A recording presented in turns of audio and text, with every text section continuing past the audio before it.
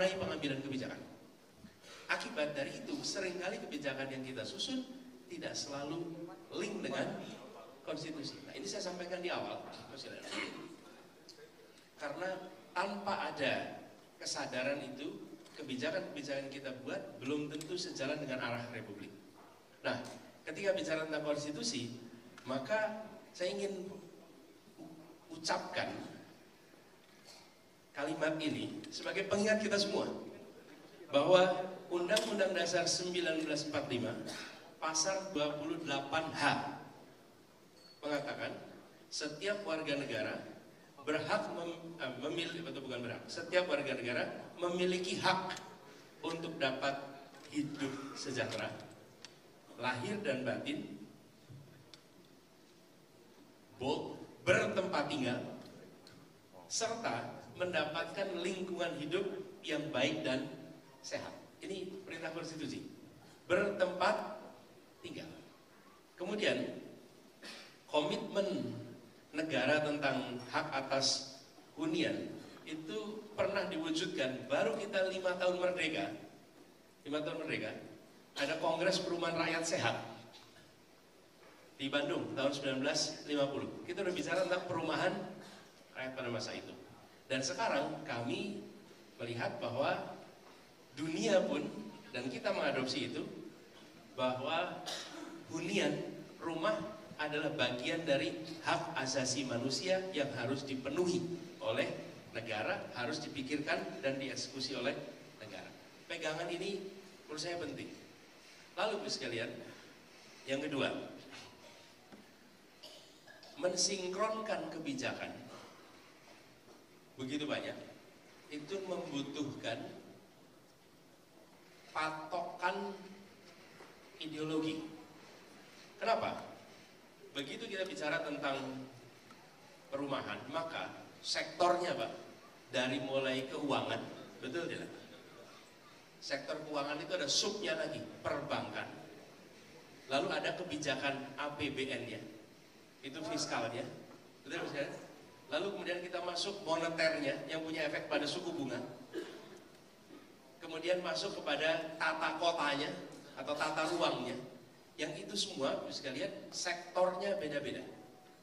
Ketika pengelola sektor tidak punya rujukan apa ideologi yang harus saya pegang, maka masing-masing sektor akan bikin kebijakan sendiri. Karena dia tidak punya rujukan ideologinya. Maka itu kami ke depan, kami katakan, ideologi yang kami bawa adalah ideologi menghadirkan keadilan sosial. Itu ideologinya.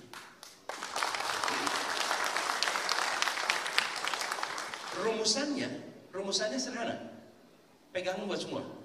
Membesarkan yang kecil tanpa mengecilkan yang besar. Pegang.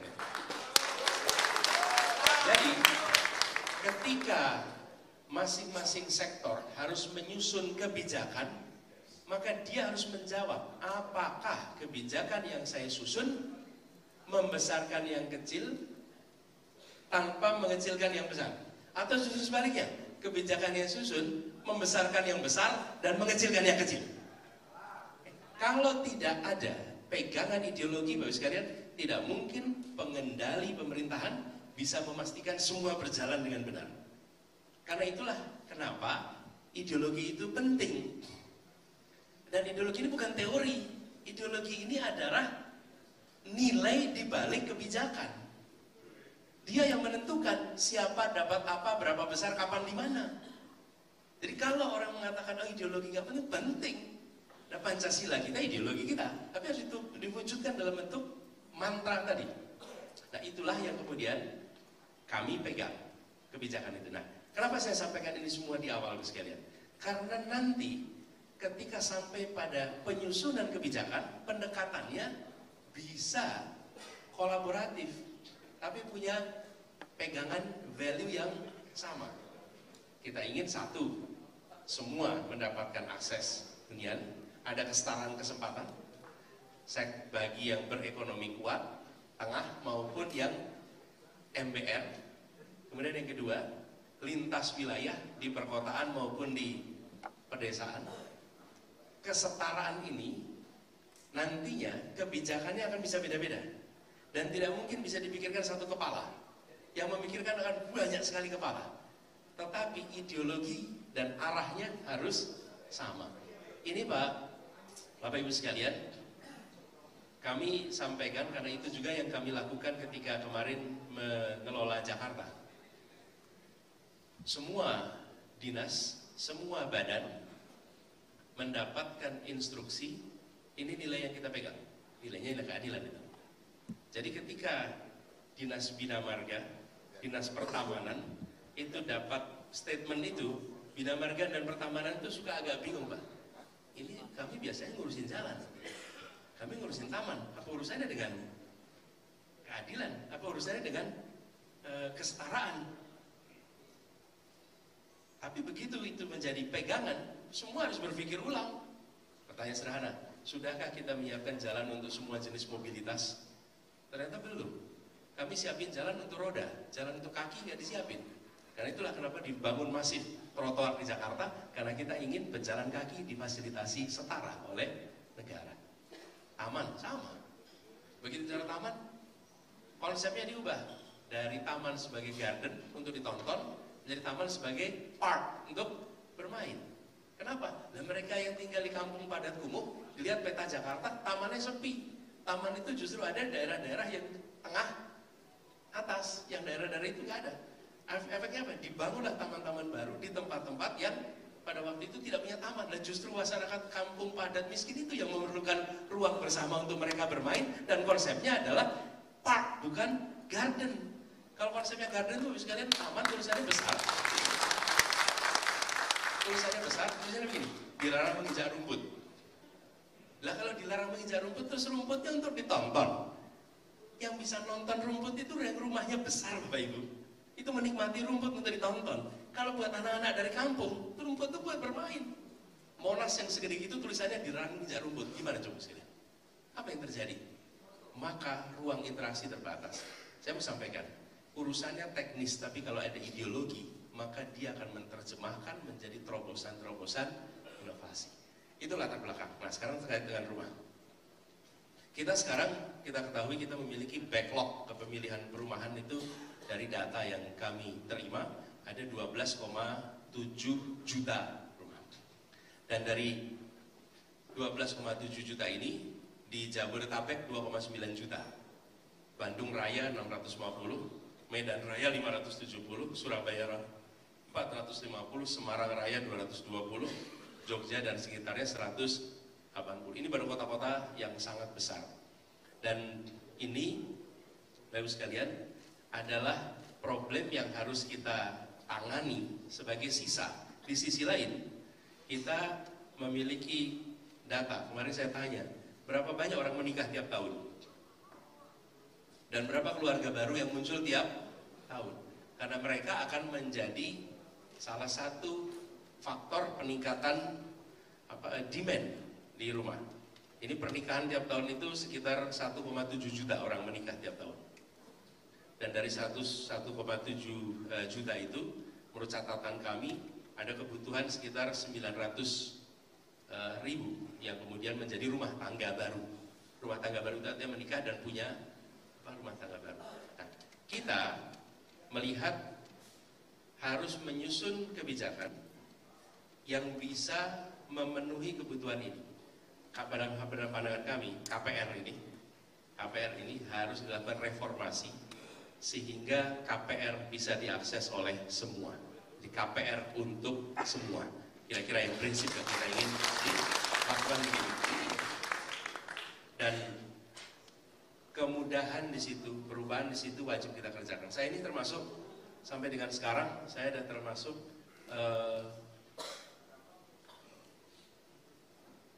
apa istilahnya ya, kalau masih punya KPR itu apa? Saya nasabah KPR sampai sekarang. Di rumah saya itu kreditnya belum selesai sampai dengan hari ini. KPR itu. Dan kita merasakan tuh proses KPR. Nah, kami ingin apa yang visinya kira-kira? Visinya kita ingin agar kapan punya rumah itu berubah menjadi keluarga punya rumah. Kira-kira ya. Jadi kredit perumahan rakyat. Apa prinsip utamanya, Mas Yandri sini. Yang utama, kami ingin agar supply kebutuhan rumah itu ditopang dengan sistem pembiayaan yang membuat suku bunganya menjadi lebih terjangkau. Mekanismenya jauh lebih mudah. Tidak hanya memfasilitasi mereka yang berada di sektor formal, tapi juga sektor informal, non-formal, dan pekerja independen. Karena kelompok ini itu yang kita merasakan paling banyak. Jadi meningkatkan akses KPR pada semua, itu yang kita ingin lakukan. Apa wujud programnya? Kalau kita sebut namanya ya, programnya ada dua. Satu adalah KPR pasti 5% dan tetap, kira-kira gitu arahnya. Dan yang kedua adalah untuk pekerja informal dan independen, itu KPR yang dibantu prosesnya penjaminannya oleh negara, sehingga pelaku-pelaku yang non formal, informal punya akses yang sama pada pembiayaan untuk rumah. Nah, kemudian kami berharap dengan pola itu, visi kita adalah kira-kira begini, 2 juta hunian terintegrasi di pusat-pusat kota di Jakarta atau di Indonesia ini. Saya sempat kemarin ngecek data, ternyata data kita di Indonesia ini dibandingkan dengan Singapura dan Kamboja, Malaysia aja kalah kita. Padahal mereka nggak punya tanah gitu, Singapura. Kita punya tanah dan malah justru kita terbelakang di situ. Nah, dengan pola seperti itu, maka kita ingin memberikan insentif pembangunan rumah untuk semua. Saat ini dari assessment pembicaraan, umumnya insentif itu hanya diakses oleh pengembang-pengembang besar. Pengembang-pengembang tengah dan pengembang kecil umumnya tidak memiliki akses insentif yang cukup. Nah, kita harus dengar nanti apa yang dikatakan APNC. Jadi kami melihat perlu ada reform di sini, bagaimana pelaku tengah kecil, kemudian mekanisme koperasi itu ditumbuhkan kembali untuk bisa terlibat lebih banyak di dalam proses pembangunan dan dalam akses pada pendanaan. Kita juga melihat ada kecenderungan atau fakta selama ini, mayoritas warga itu membangun rumah sendiri. Kalau menurut datanya Pak di sini, yang dengan pengembang itu 4,1%, yang dengan membangun sendiri itu 83%. Itu membangun sendiri. Nah, kita perlu menyiapkan skema yang memungkinkan agar warga biasa pun memungkinkan untuk mereka membangun rumah, walaupun itu harus dikerjakan sendiri. Dan bila harus terlibat pada pengembang kecil, maka kemudahan itu tetap diberikan. Pak Junaidi, mungkin ini sebagai gambaran awal, ideologinya harus ada. Yang kedua, kebijakannya itu dirumuskan, visinya ada 2 juta rumah yang harus dibangun di pusat kota. Kemudian reform di dalam aspek pendanaan, pembiayaan, dan itu pasti melibatkan multiple sektor, tapi punya satu visi yang jelas. Yang ketiga, yang keempat adalah bagaimana pelaku-pelaku yang bervariasi dari besar, tengah, kecil, dan individu termasuk koperasi itu masing-masing diberikan kesetaraan, kesempatan sehingga semua bisa tumbuh, dan kemudian harapannya kita secara bertahap bisa menyelesaikan backlog kebutuhan rumah dan mengantisipasi pertumbuhan demand yang akan muncul di masa yang akan datang. Itu sebagai pembuka, kita bisa diskusi lebih jauh. Terima kasih. Terima kasih, Pak Anies. Anies, sebelum saya lempar ini kayak pengusaha Pak Anies, nggak mau berarti jumlah penduduk yang non income itu kan besar, sangat besar lah. Butuh lembaga atau kementerian yang fokus ngurusin perumahan Pak Anies. Mungkin ini pertanyaan Pak Anies. Langsung Pak Anies jawab atau kita sekalian ya. Jadi gini bahwa apa sesungguhnya yang menjadi faktor-faktor utama ya, mengapa lintas waktu ini tidak selesai? Monggo Pak. Ini yang menarik. Nomor 1 saya politik luar nggak ada. Terakhir dulu Pak Joni. Pak Joni, terima kasih sudah ke Kampung Akuarium. Bagi saya usul nih Pak, kalau Bapak-Bapak Ibu anggota Persi ada waktu ekstra, lokasinya toh di Jakarta Pusat, hanya berapa menit ke sana.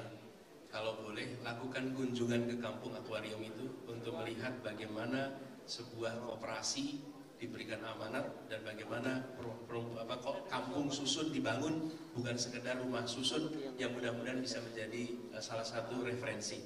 Dan by the way, 2 minggu lalu proyek kampung akuarium ini mendapatkan apa nama awardnya nih?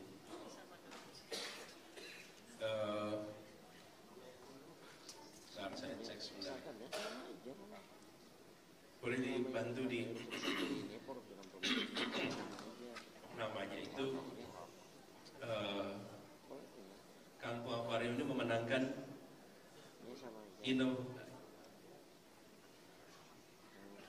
jadi dalam pertemuan Asia Pacific Housing Forum yang ke-9,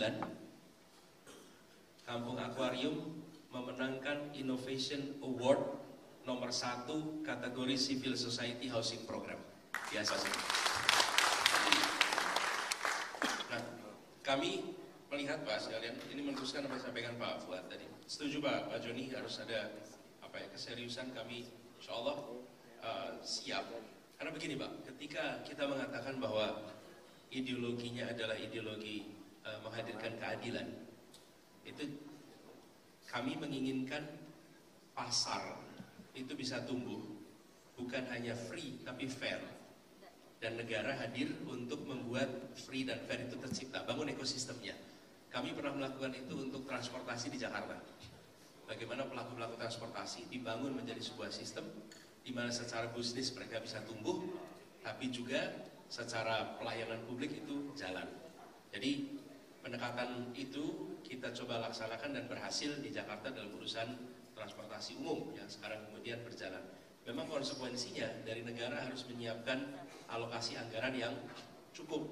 Tapi ya itulah fungsi dari negara. Negara itu tidak mencari untung, tapi negara itu membantu memberikan manfaat dan menggerakkan perekonomian.